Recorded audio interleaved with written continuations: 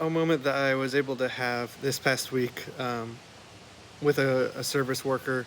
not necessarily an evangelistic type of moment, but really just um, a moment of really just trying to understand. And so we were at a Mexican restaurant, and I was asking about a pronunciation of one of the menu items, and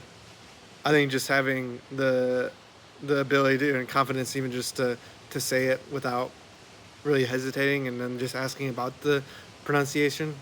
I think was able to create a connection between myself and the waitress that was serving us. And I think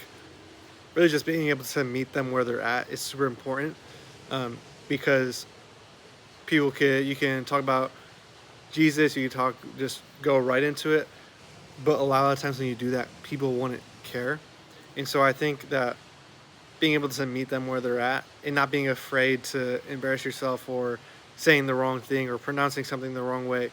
um, really just being able to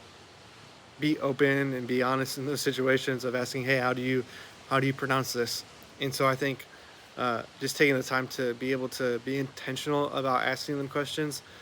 getting to know them, getting to know who they are, what they like, what they're passionate about, and just being able to take the time to get to know them is super important. Um,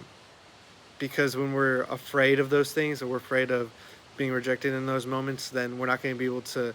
build that relationship with people the way that God wants us to. And we're not going to be able to love them the way that God wants us to. And so, really being able to be